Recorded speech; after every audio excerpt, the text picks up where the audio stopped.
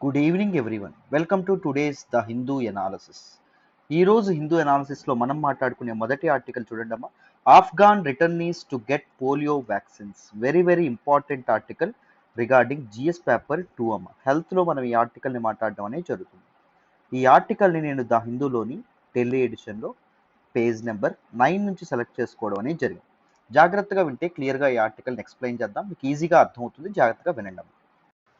So look at this slide, Nana. The flagship course offered at our institute is UPSC Infinity. The beauty of this course is it comes with lifetime validity. Lifetime validity తో మీ course అనేది రావడం అనేది జరుగుతుంది. Life time validity అని చెప్పామంటే life time validity. మీకు ఉద్యోగం వచ్చేంత వరకు మీ క్లాసెస్కి యాక్సెస్ అనేది ఉంటుంది. అండ్ ఎన్సిఆర్టీ ఫౌండేషన్ మొత్తం అన్ని ఎన్సిఆర్టీస్ ఇన్ డెప్త్ ఇన్ డీటెయిల్ మీకు కవర్ చేయడం అనేది జరుగుతుంది. ఒక స్ట్రాంగ్ బేసిక్స్, ఒక స్ట్రాంగ్ ఫౌండేషన్స్తో మీరు ముందుకు వెళ్తారు. ఎన్సిఆర్టీ ఫౌండేషన్ కోర్సు కూడా దీనిలో ఇంక్లూడ్ అయి రావడం అనేది జరుగుతుంది. అండ్ చాలా మంది యూపీఎస్సీ ప్రిపేర్ అయ్యే వాళ్ళు కరెంట్ అఫైర్స్ ప్రిపేర్ అవ్వడానికి చాలా ఇబ్బంది పడతారు. Comprehensive coverage of current affairs డీటెయిల్డ్గా ఇన్ డెప్త్ చెప్పడం అనేది జరుగుతుంది. కరెంట్ అఫైర్స్ మీదకు పట్టు వస్తుంది. You will master current affairs, that is for sure. And చాలా మంది యూపీఎస్సీ ప్రిపేర్ అయ్యే వాళ్ళు ఏపీపీఎస్సీ, టీఎస్పీఎస్సీ, ఐబీపీఎస్, ఎస్ఎస్సీ ఇలాంటి కాంపిటేటివ్ ఎగ్జామ్స్ కూడా రాస్తారు. సో యూపీఎస్సీ ప్రిపేర్ అయ్యే వాళ్ళకి ఈ ఎక్స్ట్రా సిలబస్ కూడా without taking a single penny, రూపాయి కూడా ఎక్స్ట్రా తీసుకోకుండా కవర్ చేయడం అనేది జరుగుతుంది. సో గ్రూప్ 1, గ్రూప్ 2 అన్ని కవర్ చేయడం అనేది జరుగుతుంది. ఎస్ఎస్సి, సిజిఎల్, సిహెచ్ఎస్ఎల్, ఐబీపీసీ ఇవన్నీ కలిపి మీకు కవర్ రావడం అనేది జరుగుతుంది. They are bundled with UPSC infinity. And daily mains answer writing practice అనేది మీకు ఉండడం అనేది జరుగుతుంది. ఎవ్రీడే మీకు క్వశ్చన్ ఇస్తాము, మీరు ఆన్సర్ చేస్తారు, రెస్పెక్టివ్ ఫ్యాకల్టీ మెంబర్స్ కరెక్ట్ చేస్తారు. కన్స్ట్రక్టివ్ అండ్ ఇండివిజువల్ ఫీడ్బ్యాక్ ప్రతి ఒక్కరికి డీటెయిల్డ్గా ఇవ్వడం అనేది జరుగుతుంది. ఎక్కడ తప్పులు చేస్తున్నారు, ఎలా ఇంప్రూవ్ అవ్వచ్చు, ఎలా ఇంకా బెటర్గా రాయొచ్చు, ఇవన్నీ మీకు చెప్పడం అనేది జరుగుతుంది. So everyday mains answer writing practice ఉండడం వల్ల by the completion of your syllabus మీరు కంప్లీట్ చేసేటప్పటికి మీరు పట్టు గట్టిగా ఆన్సర్ రైటింగ్ లో ఒక మంచి స్ట్రాంగ్ అవ్వడం అనేది జరుగుతుంది. రైట్? దేశంలో మీరు ఎక్కడ కంపేర్ చేసుకున్నా, ఎక్కడ ఫీజులతో కంపేర్ చేసుకున్నా మన ఇన్స్టిట్యూట్ లో ఫీజులు చాలా తక్కువ, చాలా చాలా తక్కువ ఫీజులతో మీకు ఉండడం అనేది జరుగుతుంది. ఆ ఫీజు కూడా 5,000 రూపాయల చొప్పున నెలకి కట్టేటటువంటి అవకాశం ఉందాం. అర్థమైందా? జస్ట్ 50,000 ఫీజు 5,000 చొప్పున మీరు చక్కగా కట్టుకోవచ్చు. స్టూడెంట్ సెంట్రిక్ అప్రోచ్ ఉంటుంది. మీకు అర్థమయ్యేంత వరకు ఇన్ డెప్త్ ఇన్ డీటెయిల్ మన అమ్మ భాషలో, తెలుగు భాషలో చక్కగా మనం చెప్పుకోవడం అనేది జరుగుతుంది. అర్థమైందా? So make use of this opportunity. నన్ను నమ్మి జాయిన్ అవ్వండి. మీ నమ్మకం అయితే ఒమ్ము కాదు, మళ్ళీ మళ్ళీ చెప్తున్నాను. సో జాయిన్ అవ్వాలి అనుకుంటే ఇది number 7893899553 Pratyusha madam number. Madam నెంబర్కి మేడం నెంబర్కి ఫోన్ చేయండి. ఫోన్ చేసి చక్కగా జాయిన్ అయ్యే ప్రయత్నం చేయండి. రైట్? సో మరి ఫస్ట్ ఆర్టికల్ డీటెయిల్గా డిస్కస్ చేద్దామా? జాగ్రత్తగా వినాలి. ఏం లేదన్న, న్యూస్లోకి ఏమొచ్చింది అంటే మన హెల్త్ మినిస్ట్రీ ఒక డెసిషన్ తీసుకోవడం అనేది జరిగింది. ఏం డెసిషన్ తీసుకున్నారు అంటే they have decided to vaccinate returnees from Afghanistan. Afghanistan నుంచి ఇండియాకి వచ్చినటువంటి రిటర్నీస్ ఎవరైతే ఉన్నారో వాళ్ళందరికీ పోలియో వ్యాక్సిన్స్ వేయాలి అని చెప్పి డిసిషన్ తీసుకోవడం అనేది జరిగింది as a preventive measure.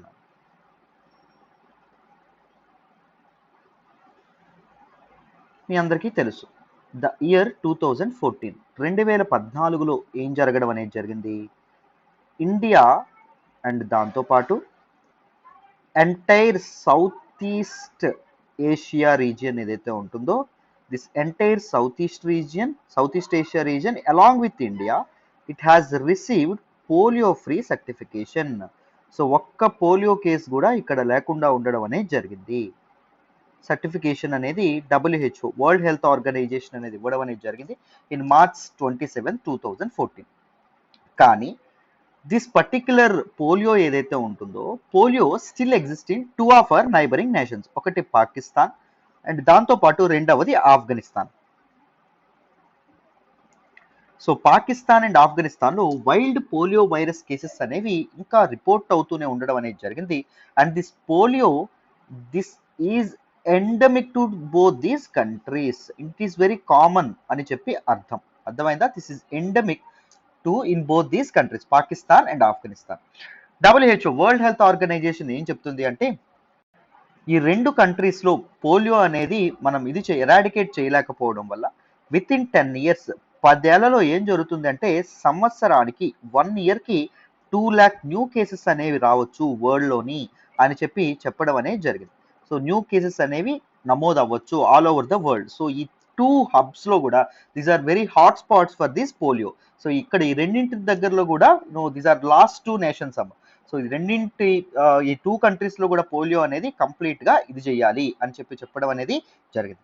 These 2 are last remaining strongholds of polio అని అన్నారు. దీస్ పాకిస్తాన్ అండ్ దాంతో పాటు Afghanistan. So child vaccination drives ఏవైతే ఉన్నాయో చైల్డ్ వ్యాక్సినేషన్ డ్రైవ్స్ కానీ అండ్ దాంతోపాటు పోలియో క్యాంపెయిన్స్ ఏవైతే ఉన్నాయో పోలియో క్యాంపెయిన్స్ ఇలాంటివన్నీ కండక్ట్ చేయాలి. రీసెంట్గా ఇవి కోవిడ్-19 వల్ల ఆగడం అనేది జరిగింది in both Afghanistan and Pakistan. ఎందుకు అంటే to avoid the risk of COVID-19 transmission. COVID-19 transmission అనేది పిల్లలకి వెళ్లకుండా సో ఈ వ్యాక్సినేషన్ డ్రైవ్స్ అనేవి ఆపడం అనేది జరిగింది. దీనివల్ల ఇంకా ఎక్కువ మంది పోలియో బారిన పడడం అనేది జరిగింది. సో యూనిసెఫ్ రీసెంట్గానే ఒక రిపోర్ట్ అనేది రిలీజ్ చేయడం అనేది జరిగింది. ఏం చెప్పారు అంటే దిస్ పోలియో ఇమ్యునైజేషన్ క్యాంపెయిన్స్ ఏవైతే ఉన్నాయో they were resumed in both Afghanistan and Pakistan అని చెప్పడం అనేది జరిగింది. అర్థమైందా?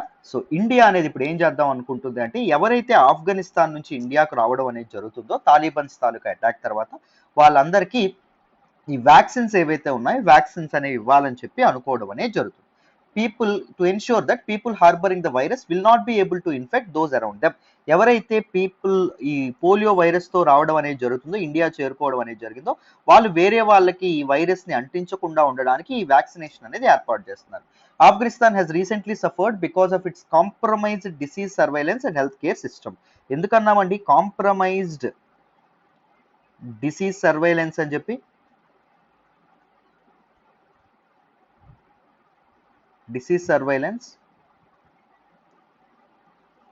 అండ్ హెల్త్ కేర్ సిస్టమ్ ఎందుకన్నా బికాజ్ సో యుఎస్ ఇన్వేజన్ అవ్వడం వల్ల దిస్ కంట్రీ అనేది వాలటాలిటీలో ఉండడం వల్ల పొలిటికల్ స్టెబిలిటీ అనేది లేకపోవడం వల్ల మనం దాంతోపాటు ఫండింగ్ అనేది లేకపోవడం వల్ల డిసీజ్ సర్వైలెన్స్ అండ్ దాంతోపాటు హెల్త్ కేర్ సిస్టమ్ అనేది సరిగ్గా లేదమ్మా. So that is the main reason. So దానివల్ల చాలా చాలా ప్రాబ్లం అనేది ఏర్పడడం అనేది జరిగింది. ఆఫ్ఘనిస్తాన్లో వ్యాక్సినేషన్ క్యాంపెయిన్స్ దాంతోపాటు పోలియో క్యాంపెయిన్స్ ఇవన్నీ సరిగ్గా జరగకుండా ఉండడం అనేది జరిగింది. సో WHO ఏం చెప్పింది అంటే if enough people in a community are immunized, if enough people వాళ్ళకి వ్యాక్సినేషన్ అనేది వేస్తే virus would be deprived of susceptible host and would be die out అని చెప్పడం అనేది జరిగింది. ఇనఫ్ పీపుల్కి ఒక కమ్యూనిటీలో ఇనఫ్ మెంబర్స్కి వ్యాక్సినేషన్ అనేది మనం వేయగలిగితే సో మన వైరస్ అనేది సర్వైవ్ అవ్వడానికి ఎనీ హోస్ట్ అనేది మిగలదు అని చెప్పడం అనేది జరిగింది. So if you take away the host from a particular virus, that particular virus will definitely die out because this host accommodates whatever things that the virus needs to survive avvadaniki host anedi idi cheyadam anedi jarugutundi. So high levels of vaccination coverage have to be maintained to stop transmission and prevent outbreaks from occurring. And what is the way forward suggested? High levels of vaccination coverage, universal vaccination drives ద్వారా vaccination coverage ద్వారా మనం ఏం చేయొచ్చు? So this వైరస్ని కంప్లీట్గా ఇది చేయొచ్చు. And government తీసుకొచ్చినటువంటి వ్యూ నిజంగా వెరీ పివటల్ అండి, very critical, very important. Why? It ensures India status as a polio free country. 2014లో మనం తెచ్చుకున్నటువంటి పోలియో ఫ్రీ కంట్రీ స్టేటస్ ఏదైతే ఉంటుందో దాన్ని మనం ఎన్ష్యూర్ చేయాలంటే ఇండియన్ టెరిటరీలో ఒక్క అవుట్ బ్రేక్ కూడా మనం ఇదవ్వకుండా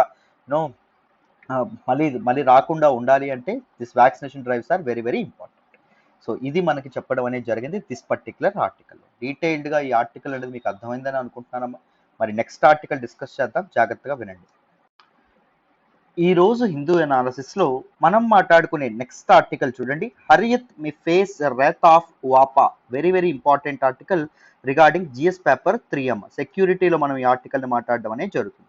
చాలా చాలా ఇంపార్టెంట్ ఆర్టికల్. ఈ ఆర్టికల్ని నేను ద హిందూలోని ఢిల్లీ ఎడిషన్లో పేజ్ నెంబర్ 8 నుంచి సెలెక్ట్ చేసుకోవడం అనేది జరిగింది. జాగ్రత్తగా వింటే క్లియర్గా మీకు ఎక్స్ప్లెయిన్ చేసే ప్రయత్నం చేస్తాను. మీకు ఈజీగా అర్థమైపోతుంది, పెద్ద కష్టమేం కాదు, జాగ్రత్తగా వినండి. ఈ ఆర్టికల్ మీకు అర్థం కావాలంటే మీకు కొంత బ్యాక్గ్రౌండ్ అనేది అర్థం కావాలి నాన్న. సో ఆ బ్యాక్గ్రౌండ్ ఫస్ట్ అర్థం చేసుకుందాం. చూడండి, ఫస్ట్ హరియత్ కాన్ఫరెన్స్ అంటే ఏంటో మీరు అర్థం చేసుకోవాలి. ఇది మీకు అర్థమైతే తప్ప మీకు ఈ ఆర్టికల్ అనేది అర్థం కాదు. సో చూడండి, Hurriyat conference it is a radicalist separatist organisation.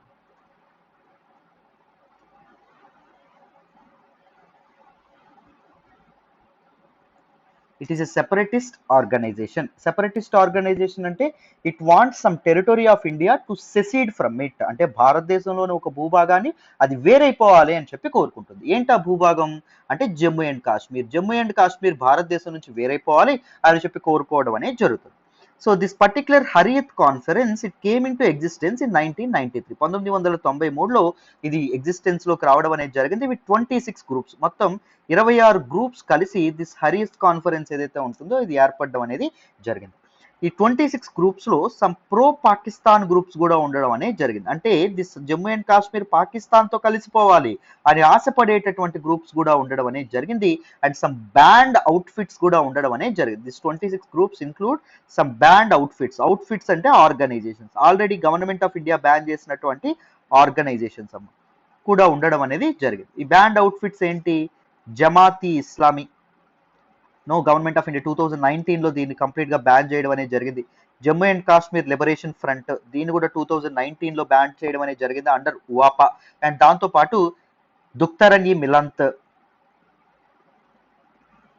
చాలా చాలా ఇంపార్టెంట్ అండి, మిలంత్, దీన్ని కూడా మన గవర్నమెంట్ ఆఫ్ ఇండియా బ్యాన్ చేయడం అనేది జరిగింది అండర్ ఉవాపా.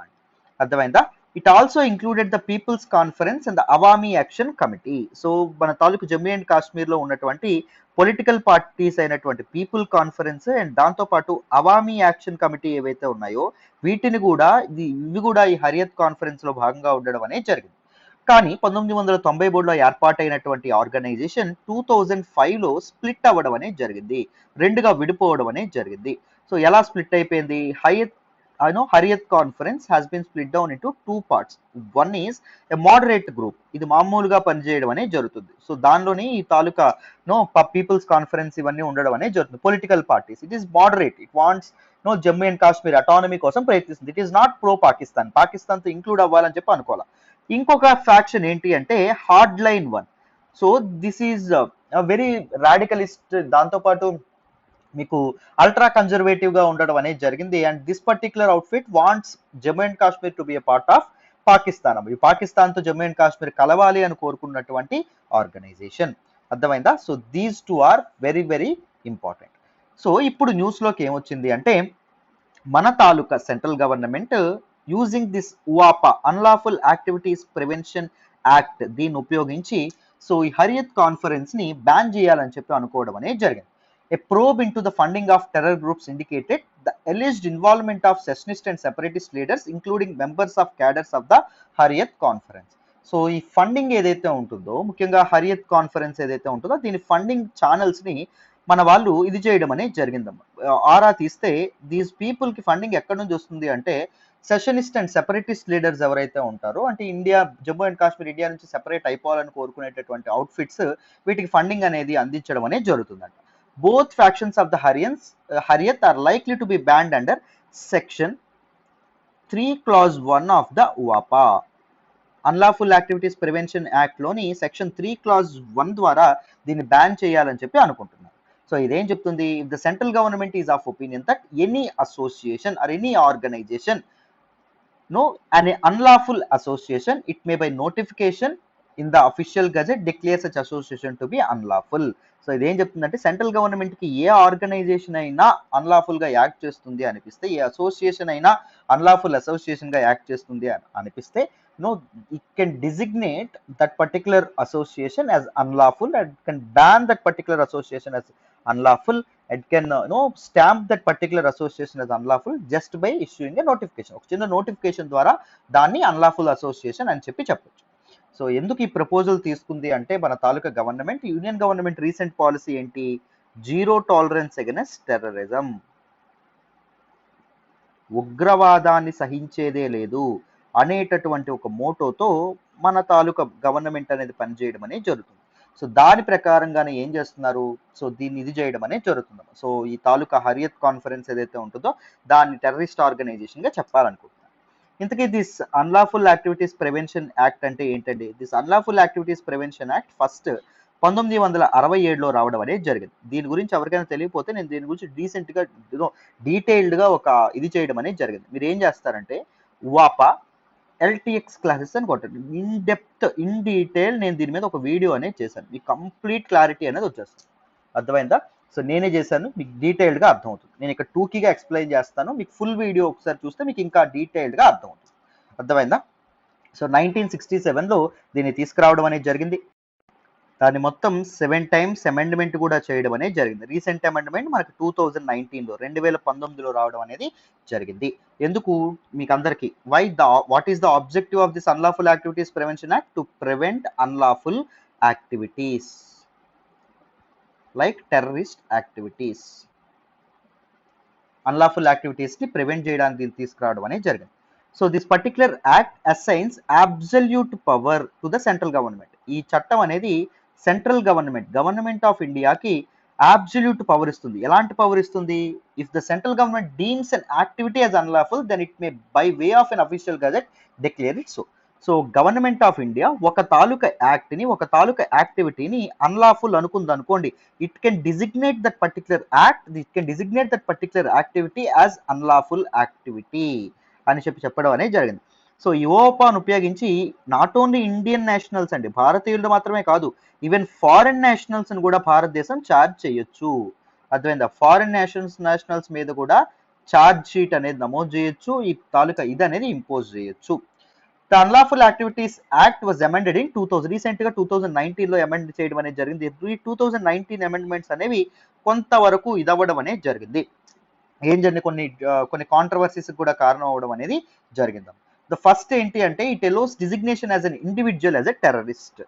సో ఫస్ట్ ఇది ఏంటి అంటే అమెండ్మెంట్ ముందుటి వరకు ఏముండేదంటే ఓన్లీ అసోసియేషన్స్ మాత్రమే ఒక టెర్రరిస్ట్ ఆర్గనైజేషన్ గా, ఒక టెర్రరిస్ట్ అసోసియేషన్ గా డిజిగ్నేట్ చేయొచ్చు.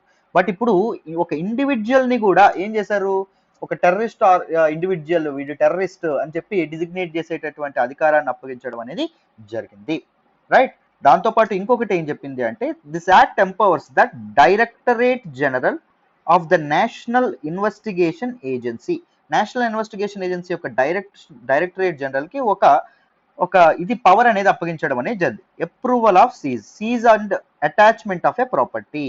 సో ఒక ప్రాపర్టీని కానీ లేకపోతే ఒక అకౌంట్ని కానీ సీజ్ చేసేటటువంటి అధికారం డైరెక్టర్ జనరల్ కి ఇవ్వడం అనేది జరిగింది. నెక్స్ట్ ఏం చేశారో చూడండి. ముందు ఎలాంటి రూల్ ఉండడం అనేది జరిగింది అంటే ఎన్ఐఏ, నేషనల్ ఇన్వెస్టిగేషన్ ఏజెన్సీ, ఈ ఓపా కేసెస్ ని ఎవరు ఇది చేయొచ్చు అంటే, ఎవరు హ్యాండిల్ చేయొచ్చు అంటే నేషనల్ ఇన్వెస్టిగేషన్ ఏజెన్సీ యొక్క ఏసీపీ ర్యాంక్ లో ఉన్నటువంటి వ్యక్తులు అండ్ దాంతోపాటు డిప్యూటీ సూపరింటెండెంట్ క్యాడర్ లో ఉండేటటువంటి వ్యక్తులు మాత్రమే ఓపా కేసెస్ ని హ్యాండిల్ చేయాలి అని ఉండేది. బట్ ఇప్పుడు దీన్ని ఏం చేశారు అంటే ఎన్ఐలో ఉండేటటువంటి inspector and above level officers ఎవరైతే ఉన్నారో వాళ్ళు కూడా ఓపా కేసెస్ ఏవైతే ఉన్నాయో దాని మీద ఇన్వెస్టిగేషన్ చేయొచ్చు అని చెప్పి ఇది చేయడం అనేది జరిగింది. ఎందుకు? For the speedy disposal of justice కోసం అని చెప్పారు. కానీ ఇది నిజంగా దీస్ ఇన్స్పెక్టర్ ర్యాంక్ ఆఫీసర్స్ ఎవరిని పడితే వాళ్ళని ఓపా కింద బుక్ చేస్తారు అని చెప్పి చాలా కాంట్రవర్సీ కూడా రావడం అనేది జరిగింది. అండ్ దాంతోపాటు ఇంకొక ఇదేంటి అంటే ఇప్పుడు ఒక స్టేట్ లో అన్లాఫుల్ యాక్టివిటీస్ ప్రివెన్షన్ యాక్ట్ ప్రకారం ఒక ఇన్వెస్టిగేషన్ చేయాలనుకోండి, ముందు ఆ స్టేట్ డీజీపీ యొక్క పర్మిషన్ అనేది తీసుకునేవాళ్ళు, ఎన్ఐఏ ఆఫీసర్స్ ఎవరైతే ఉన్నారో వాళ్ళు. అర్థమైందా? నేషనల్ ఇన్వెస్టిగేషన్ ఏజెన్సీ ఆఫీసర్స్ ఎవరైతే ఉన్నారో వాళ్ళు. ఇప్పుడు ఆ పర్మిషన్ కూడా అక్కర్లేదు. అంటే స్టేట్ యొక్క పర్మిషన్, స్టేట్ గవర్నమెంట్ యొక్క పర్మిషన్ లేకుండా, స్టేట్ పోలీస్ సిస్టమ్ యొక్క పర్మిషన్ లేకుండా they can right away go to that particular state and they can right away charge any individual or any association as unlawful అని recognise చేయొచ్చు అని చెప్పి మనకి ఇక్కడ చెప్పడం అనేది జరిగింది. This is about this particular topic. Of course ఇది కూడా దీని మీద కూడా కాంట్రవర్సీ రావడం అనేది జరిగింది. It is against federalism, cooperative federalism ఇది కంప్లీట్ గా ఇది చేస్తుంది, స్టేట్ గవర్నమెంట్స్ యొక్క పవర్ సెంట్రల్ గవర్నమెంట్ ఎంక్రోచ్ చేసి లాగేస్తుంది అని చెప్పడం అనేది జరిగింది. So this is all about unlawful activities prevention act. ఇంకా డీటెయిల్, ఇంకా ఇన్ డెప్త్ మీకు మాక్సిమం చెప్పాను. తెలుసుకోవాలనుకుంటే ఆ వీడియో మీరు తప్పకుండా చూడాలి. ఆ వీడియో తప్పకుండా చూస్తే మీకు డీటెయిల్డ్గా అర్థమైపోతుంది నేను ఇక్కడ ఏం చెప్పాను ఏంటి అని. రైట్? ఒకసారి చూస్తే సరిపోతుంది, గుర్తుండిపోతుంది కూడా. రైట్? నెక్స్ట్ చూడండి, నెక్స్ట్ ఆర్టికల్ చాలా చాలా ఇంపార్టెంట్. చూడండి, ఈ రోజు హిందూ అనాలిసిస్ లో మనం మాట్లాడుకునే నెక్స్ట్ ఆర్టికల్ చూడండి. Vaccinated pilgrims can visit Kartarpur. Very very important article regarding GS paper 1 అండి. చాలా చాలా ఇంపార్టెంట్ ఆర్టికల్ అమ్మా. ఆర్ట్ అండ్ కల్చర్ లో మనం మాట్లాడడం అనేది జరుగుతుంది. ఈ ఆర్టికల్ నేను ద హిందూలోని ఢిల్లీ ఎడిషన్ లో పేజ్ నెంబర్ 10 నుంచి సెలెక్ట్ చేసుకోవడం అనేది జరిగింది. జాగ్రత్తగా వినండి, క్లియర్ గా ఈ ఆర్టికల్ ఎక్స్ప్లెయిన్ చేద్దాం. చూడండి అన్న, ఈ ఆర్టికల్ మీకు అర్థం కావాలంటే మీకు కర్తార్పూర్ కారిడార్ గురించి మీకు అర్థం కావాలి. సో దీని గురించి కంప్లీట్గా మనం డిస్కస్ చేసిన తర్వాత మనం డీటెయిల్డ్గా ఈ ఆర్టికల్ని మాట్లాడదాం. మీకు ఈజీగా అర్థమైపోతుంది. జాగ్రత్తగా వినండి. సో కారిడార్ అంటే ఏంటి అంటే వే అని చెప్పి అర్థం. So Kartarpur corridor. So this is a secure corridor అంటే secure way, secure path through which Indian pilgrims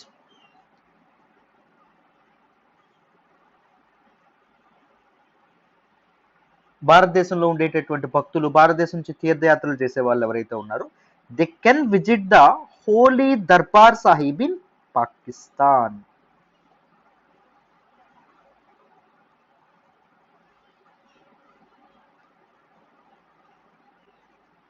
and what is the very important feature, it is visa free అండి. ఇది విజిట్ చేయడానికి వీసా అనేది అక్కర్లేదు.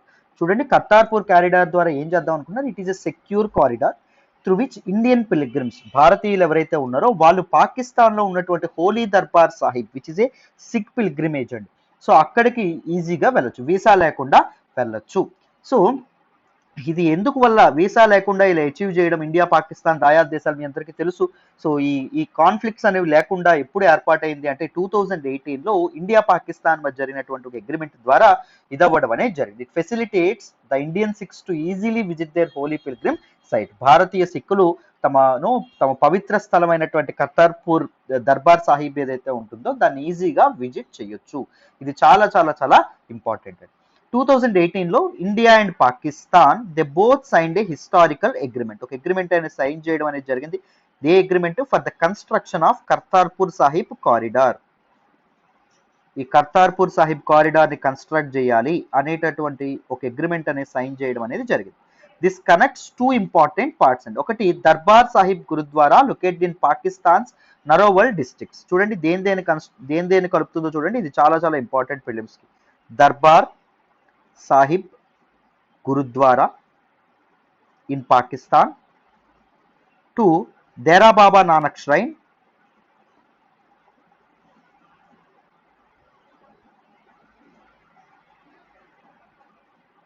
In Gurdaspur district of Punjab, India. ఇండియాలోని పంజాబ్లోని Gurdaspur district లో ఉన్నటువంటి దేరా బాబా నానక్ ష్రైన్ ని కలపడం అనేది జరుగుతుంది. What are the important features, this particular ఈ కారిడార్ లో ప్రయాణం ఏదైతే ఉంటుందో it is very visa free అండి. అసలు వీసా అనేది అక్కర్లేదు, ఈజీగా దీన్ని ఇది చేయడం అనేది జరుగుతుంది. And this agreement is valid for 5 years. 2018లో తీసుకొచ్చారు. సో 2018 నుంచి 2023 వరకు అగ్రిమెంట్ అనేది వ్యాలిడ్ గా ఉంటుంది. తర్వాత దీన్ని రివైవ్ చేసుకోవచ్చు. ఒకవేళ ఏ కంట్రీకైనా ఇష్టం లేకపోతే ఇది చేయడం 1 month ముందు ఒక ఇది ఇచ్చేసి ఒక నోటిఫికేషన్ ద్వారా దీన్ని చేయొచ్చు. ఒక notice period 1 month notification period ముందు వాళ్ళు మాకు ఇష్టం లేదని చెప్తే ఆ 1 month ఎలో చేస్తారు. 1 month తర్వాత మరి ఆపేయడం అనేది జరుగుతుంది. So this corridor can be considered as a road to piece between the 2 neighboring nations. So 1947 ఎప్పుడైతే 2 కంట్రీస్ విడిపోయినాయో అప్పటి నుంచి 2 కంట్రీస్ మధ్య పీస్ అనేది లేదు. టు ఎస్టాబ్లిష్ పీస్ ఇది నిజంగా చాలా ఉపయోగపడుతుంది అని చెప్పి అనుకోవడం అనేది జరిగింది. So this particular gurdwara Kartarpur Sahib ఏదైతే ఉంటుందో దీన్ని ఎప్పుడు ఎస్టాబ్లిష్ చేయడం అనేది జరిగింది, మొదట అంటే 1522లో ఎస్టాబ్లిష్ చేశారండి. ఎవరు అంటే ద ఫస్ట్ సిక్ గురు గురునానక్ దేవ్. మొదటి సిక్ గురు అయినటువంటి గురునానక్ దీన్ని ఎస్టాబ్లిష్ చేయడం అనేది జరిగింది. 1999లో అప్పటి ప్రైమ్ మినిస్టర్ అయినటువంటి ఇండియన్ ప్రైమ్ మినిస్టర్ అయినటువంటి అటల్ బిహారీ వాజ్పేయి అండ్ అప్పటి పాకిస్తాన్ ప్రైమ్ మినిస్టర్ అయినటువంటి Nawaz Sharif they both propose this corridor అండి. So Delhi Lahore bus diplomacy అనేది ఎలా స్టార్ట్ చేసామో, బస్ సర్వీస్ అనేది ఎలా మొదలైందో మనం ఈ కర్తార్పూర్ కారిడార్ ని కూడా ఎస్టాబ్లిష్ చేయాలి అనే విధంగా వాళ్ళు మాట్లాడుకోవడం అనేది జరిగింది. అండ్ 2018లో గవర్నమెంట్ ఆఫ్ పాకిస్తాన్ అప్పుడు ప్రపోజ్ చేసినప్పటికీ గవర్నమెంట్ ఆఫ్ పాకిస్తాన్ కొన్ని కారణాల వల్ల ఒప్పుకోలేదు. ఎందుకంటే మన తాలూకా దీనిలో గవర్నమెంట్ అనేది మారడం అనేది జరిగింది పాకిస్తాన్లో. అప్పుడు ఆ నెక్స్ట్ గవర్నమెంట్ కొత్త గవర్నమెంట్ దానికి ఒప్పుకోలేదు. 2018లో పాకిస్తాన్ అనేది ఈ కారిడార్ కన్స్ట్రక్షన్ ఒప్పుకోవడం అనేది జరిగింది. On November 26th, 2018, so Indian vice president అయినటువంటి వెంకయ్య నాయుడు గారు ఇండియన్ సైడ్లో ఇనాగరేట్ చేయడం అనేది జరిగింది, ఫౌండేషన్ స్టోన్ ఇది చేయడం అనేది జరిగింది. He laid the foundation stone for this corridor. And Pakistan side ఎవరండి ఇది చేశారు అంటే పాకిస్తాన్ ప్రైమ్ మినిస్టర్ అయినటువంటి ఇమ్రాన్ ఖాన్ గారు చేయడం అనేది జరిగింది 2 days after. So on the occasion of 550th birthday anniversary of Guru Nanak Dev, the first Sikh Guru, who is the founder of Sikhism, this particular corridor ఏదైతే ఉంటుందో అది 2019లో లాంచ్ చేయడం అనేది జరిగిందండి. And this particular corridor is very very very important అండి. Let us look at some facts about this Guru Nanak Dev. He is the founder of Sikhism అమ్మ. సిక్కిజం యొక్క మూల పురుషుడు ఎవరు అంటే గురు నానక్ దేవ్. ఈయన ఎప్పుడు పుట్టారు అంటే 15th April 1469లో జన్మించడం అనేది జరిగింది. ఎక్కడ జన్మించారు అంటే రాయ్భోయ్కి తల్వంది, which is in modern day Punjab province of Pakistan. And his teachings can be found in a very important book, Guru Granth Sahib. Guru Granth Sahib is the holy book of Sikhs and it is the holy book of Sikhs. Guru Granth Sahib అనేది ఉండడం అనేది జరుగుతుంది. మొత్తం sick గురువుస్ ఎంతమంది అంటే 10 మంది ఉంటారు. So this particular book it self is the 11th book అని చెప్పి చాలా మంది అంటారు, 11th గురువు అని చెప్పి చాలా మంది అనడం అనేది జరుగుతుంది. అర్థమైందా? So he was one of the most profound religious gurus in Indian history and believed in a philosophy of one God. దేవుడు ఒక్కడే అనేటటువంటి ఫిలాసఫీని ఇది చేయడం అనేది జరుగుతుంది. ద యూనిటీ ఆఫ్ మ్యాన్కైండ్, మానవాళి మొత్తం ఈవిల్కి ఎగనెస్ట్గా ఒక్కటవ్వాలి అని చెప్పి మన తాలూకు గురునానక్ సాహెబ్ ఎవరైతే ఉన్నారో ఆయన ప్రపోజ్ చేయడం అనేది జరిగిందండి. అండ్ ఆయన ఎప్పుడు చనిపోయారంటే September 22nd 1539 ఆయన చనిపోవడం అనేది జరిగింది. ఈయన సక్సెసర్గా ఎవరిని అనౌన్స్ చేశారంటే గురు అంగద్ అనేటటువంటి వ్యక్తిని ఈయన తాలూకా సక్సెసర్గా ఈయన అనౌన్స్ చేయడం అనేది జరిగింది. బట్ రీసెంట్గా కొన్ని ప్రాబ్లమ్స్ కూడా రావడం అనేది జరిగింది. సో ఇండియన్ పిలిగ్రిమ్స్ ఎవరైతే వస్తున్నారో వాళ్ళు $20 చెల్లించాలి దిస్ ఎంట్రన్స్ ఫీజ్ కింద అని చెప్పి అడగడం అనేది జరిగింది. $20 ఎంత అంటే 1400-1500 పడుతుందమ్మా. సో అంత మొత్తం విజిట్ చేయడానికి ఇది చేయాలి అని చెప్పి పాకిస్తాన్ డిమాండ్ చేయడం అనేది జరిగింది. కానీ ఇండియా దానికి అపోజ్ చేయడం అనేది జరిగింది because it was unacceptable and it was against the religious sentiments and cultural acceptance of the country అని చెప్పి ఇండియా అనేది తీవ్రంగా పాకిస్తాన్ మీద దుమ్ముపోయడం అనేది జరిగింది. Right? So these are some important facts about this particular Kartarpur corridor. అర్థమైందా? సో ఇప్పుడు న్యూస్లోకి ఎందుకు వచ్చిందంటే Pakistan fully vaccinated Sikh pilgrims ఎవరైతే ఉన్నారో, పూర్తిగా వ్యాక్సినేషన్ వేయించుకున్నటువంటి సిక్కులు ఎవరైతే ఉన్నారో వాళ్ళని కర్తార్పూర్ కారిడార్ ద్వారా గురుద్వారా దర్బార్ సాహిబ్లోకి ఎలో చేయాలని చెప్పి అనుకుంటున్నారు. Of course by following strict COVID-19 protocols. అర్థమైందా? ఇది మనకి ఇక్కడ చెప్పడం అనేది జరిగింది. This is all about this particular topic. అందరికీ ఆర్టికల్ అనేది అర్థమైందని అనుకుంటున్నాను. మరి నెక్స్ట్ ఆర్టికల్ డిస్కస్ చేద్దాం, జాగ్రత్తగా వినాలమ్మా. ఈ రోజు హిందూ అనాలిసిస్లో మనం మాట్లాడుకునే next article widow gets father's pension. Very very important article regarding GS paper 2 అమ్మ. గవర్నెన్స్లో మనం మాట్లాడుకుంటాం. ఈ ఆర్టికల్ నేను ద హిందూలోని ఢిల్లీ ఎడిషన్లో పేజ్ నెంబర్ 8 నుంచి సెలెక్ట్ చేసుకోవడం అనేది జరిగింది. ఈ ఆర్టికల్ని డీటెయిల్డ్గా మాట్లాడతాం, జాగ్రత్తగా వినండి, మీకు ఈజీగా అర్థమైపోతుంది.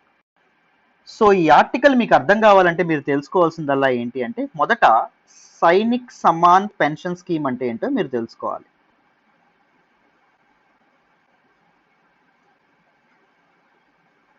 స్వతంత్ర సైనిక్ సమాన్ పెన్షన్ స్కీమ్ లేదా సైనిక్ సమాన్ పెన్షన్ స్కీమ్ అన్న మీకు అడగచ్చు, జాగ్రత్త గుర్తుపెట్టుకోండి. And this is a central sector scheme అండి. నేను ఆల్రెడీ చాలాసార్లు మన హిందూ అనాలిసిస్లో చెప్పాను, స్కీమ్స్ ఆర్ ఆఫ్ 3 types. ఒకటి central sector scheme. Central sector స్కీమ్లో ఏం జరుగుతుంది, ఫండింగ్ కంప్లీట్గా సెంట్రల్ గవర్నమెంటే భరిస్తుంది. అండ్ సెంట్రల్లీ స్పాన్సర్డ్ స్కీమ్, ఇక్కడ సెంట్రల్ స్పాన్సర్ మాత్రమే చేస్తుంది, అంటే సెంట్రల్ స్టేట్ రెండు భరించడం అనేది జరుగుతుంది ఫండింగ్. మూడవది స్టేట్ స్కీమ్స్. స్టేట్ స్కీమ్స్లో కంప్లీట్గా స్టేట్ గవర్నమెంట్స్ ఫండింగ్ అంతా భరించడం అనేది జరుగుతుంది. అర్థమైందా? సో దీని ద్వారా ఏం జరుగుతుంది, the government of India, that is central government, gives the grant of pension. Pension అనేది ఇవ్వడం అనేది జరుగుతుంది. ఎవరికి ఇస్తుంది అంటే టు ఫ్రీడమ్ ఫైటర్స్, స్వతంత్ర సమరయోధులు ఎవరైతే ఉన్నారో వాళ్ళకి.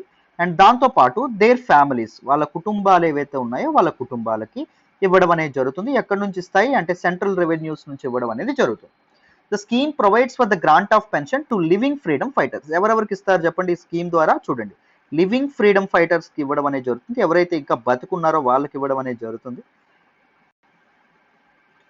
అండ్ దాంతోపాటు వాళ్ళ ఫ్యామిలీ మెంబర్స్కి కూడా ఇస్తారు. ఒకవేళ వాళ్ళు ఫ్రీడమ్ ఫైటర్స్లో చనిపోయారు అనుకోండి, if they are martyrs, mother India కోసం తమ ప్రాణాలు అర్పిస్తే వాళ్ళ తాలూకా ఫ్యామిలీస్, వాళ్ళ కుటుంబాలు ఎవరైతే ఉన్నారో వాళ్ళకి ఈ పెన్షన్ అనేది ఇవ్వడం అనేది జరుగుతుంది. On their demise pension is provided to the eligible dependents. So ఒకవేళ ఈ లివింగ్ ఫ్రీడమ్ ఫైటర్స్ చనిపోతే ఎలిజిబుల్ డిపెండెంట్స్ ఎవరైతే ఉన్నారో వాళ్ళ మీద డిపెండ్ అయినటువంటి వ్యక్తులు, అంటే వాళ్ళ స్పౌజ్, అంటే భార్యలు ఎవరైనా ఉంటే వాళ్ళకి, లేకపోతే అన్మ్యారీడ్ అండ్ అన్ఎంప్లాయిడ్ డాటర్స్ ఎవరైనా ఉంటే వాళ్ళకి, అండ్ దాంతోపాటు డిపెండెంట్ పేరెంట్స్, వాళ్ళ మీద వాళ్ళ పేరెంట్స్ డిపెండ్ ఇంకా బతుకున్నారనుకోండి పేరెంట్స్, వాళ్ళకు కూడా ఇవ్వడం అనేది జరుగుతుంది. రైట్. అండ్ దీన్ని ఇంప్లిమెంట్ చేసేటటువంటి మినిస్ట్రీ ఏంటి అంటే మినిస్ట్రీ ఆఫ్ హోమ్ అఫైర్స్ అండి. చాలా చాలా important. Ministry of home affairs యొక్క ఫ్రీడమ్ ఫైటర్స్ డివిజన్ ఏదైతే ఉంటుందో it is the implementing agency of this particular scheme నాన్న. అయితే ఇప్పుడు న్యూస్లోకి ఎందుకు వచ్చింది అంటే, ఫ్రీడమ్ ఫైటర్ ఒకవేళ చనిపోతే ఆయన తాలూకా పెన్షన్ ఆయన తాలూకా విడోడ్ డాటర్ కూడా వర్తిస్తుంది అని చెప్పడం అనేది జరిగింది. రీసెంట్గా పంజాబ్ గవర్నమెంట్ ఈవిడికి ఇవ్వము, మేము ఇది ఇవ్వము అని చెప్పి, పెన్షన్ అనేది ఇవ్వము, మీ డాడీ చనిపోయారు, విడో కాబట్టి నువ్వు, సో నీకు మాత్రం ఇవ్వడం, డాక్టర్ కాబట్టి ఇవ్వడం అనేది జరగదని చెప్పడం అనేది జరిగింది. ఆవిడ కోర్టుకి వెళ్తే మన తాలూకా హైకోర్టు ఏం చెప్పడం అనేది జరిగిందంటే, లేదు విడౌట్ డాటర్ కూడా తప్పకుండా వర్తించాలి. ఒకవేళ ఫాదర్ లేకపోతే విడౌట్ డాటర్, బికాజ్ తను వల్నరబుల్ కాబట్టి తనకి పెన్షన్ అనేది ఇవ్వాలి అని చెప్పడం అనేది జరిగింది. ఇది మనకి న్యూస్లోకి రావడం అనేది జరిగిందండి. చాలా చాలా ఈజీ. సో డీటెయిల్డ్గా ఈ ఆర్టికల్ కూడా మీకు అర్థమైందని అనుకుంటున్నాను. Right. So this is all about today's the Hindu analysis. Sorry, ఈ మధ్య హిందూ అనాలిసిస్ కొద్దిగా లేట్ అవుతుంది. I was hospitalised, that is the reason. So మళ్ళీ స్ట్రీమ్ లైన్లోకి వచ్చేద్దాం. రేపటి నుంచి ఎవ్రీడే టకటకా చేసేద్దాం. ఓకేనా? బ్యాక్లాగ్స్ అన్ని ఈరోజు క్లియర్ చేసేస్తాను. సో జాగ్రత్తగా ఫాలో అవుతూ ఉండండి. Right. Thank you so much for all the support and all the love so far. Thank you so much అండి. రైట్. ఏమైనా డౌట్ ఉన్నా నాకు కింద కామెంట్ సెక్షన్లో అడగండి, నేను అక్కడ మీకు రిప్లై ఇవ్వడం అనేది జరుగుతుంది. రైట్. ఫుల్ హిందూ అనాలిసిస్ కావాలంటే you can always contact this number, you can join hour courses. Perfect. ఓకేనమ్మా. మళ్ళీ నెక్స్ట్ రేపటి హిందూ అనాలిసిస్లో కలుద్దాం. బాయ్ నాన్న.